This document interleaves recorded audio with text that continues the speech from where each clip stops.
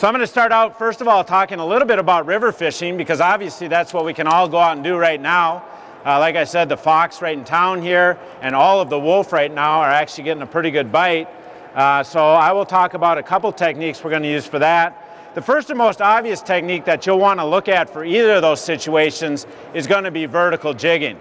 Basically taking your boat out in the river, setting it in the river in the current, and letting the current pull you downstream.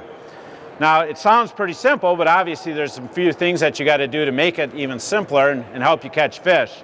The reason that vertical jigging is such a good technique to look at is because it's a very natural way to present baits to walleyes in a river. Walleyes in a river aren't like a lake fish. Lake fish a lot of times will swim around looking for something to eat.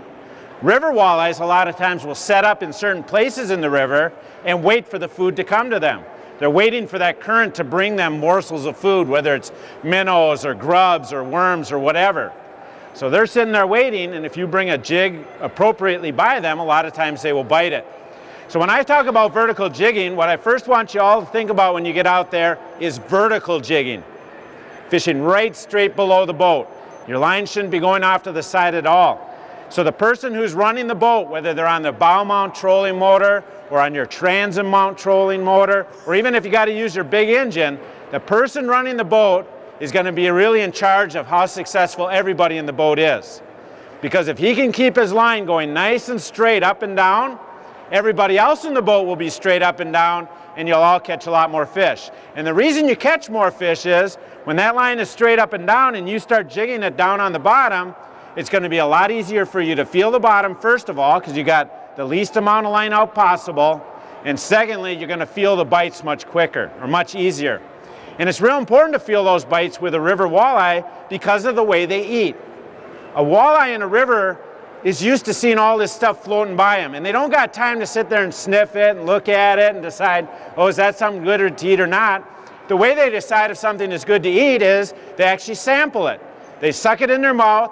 They taste it. If it tastes and feels good, they swallow it. If it doesn't taste good, they just simply spit it back out and wait for the next thing to come down the river. So bites are real quick. They breathe it in, out it goes. And if you don't feel it in that little amount of time, you're going to miss a lot of bites. So I'm going to try and help you feel more of the bites. The first thing, obviously, is get that boat in control, get your line going straight up and down. We just simply follow our line.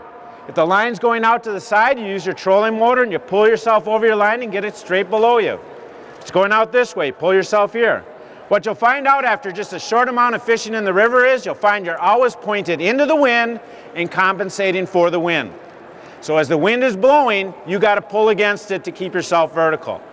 So once we do that, the next thing is to make sure you can feel the bottom. River walleyes are always on the bottom.